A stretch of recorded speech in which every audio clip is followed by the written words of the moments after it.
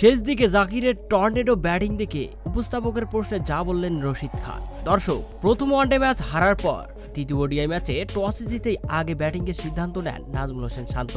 তবে এদিন যেন দ্রুতই রান তুলতে গিয়ে শুরুতে উইকেট পতন ঘটে তানজিদ তামিমের। আর এদিন যেন শান্ত ছাড়া কেউই 50 রান পেরিয়ে বড় রানের ইনিংস খেলতে পারেনি বাংলাদেশি ব্যাটাররা। শেষ দিকে বাংলাদেশ যখন 190 রানেই প্যাকেট হতে ধরছিল, সেই কঠিন মুহূর্তে জাকির আলী অনিক যেন বাংলাদেশের মান সম্মান রক্ষা করলেন।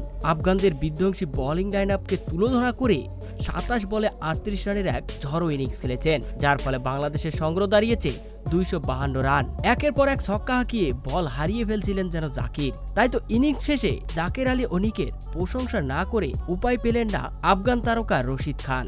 তিনি বলেন, জাকিরের ব্যাটিং আমার ভালো লেগেছে। শেষ দিকে বাংলাদেশের হয়ে এমন অসাধারণ লড়াই খুব কম খেলোয়াড়দেরই দেখেছি। ফজলুল ফারুকীকে একের পর এক ছক্কা মেরেছে, যার কারণেই গোটা গ্যালারি উত্তেজনায় মেতে ওঠে। জাকিরের জন্য রইল শুভকামনা। দোয়া করি সে ক্রিকেট বিশ্বে একজন বড় তারকা হবে। তো দর্শক, জাকিরকে নিয়ে রশিদ খানের এমন মন্তব্য আপনাদের কেমন লেগেছে তা অবশ্যই জানাবেন কমেন্ট করে।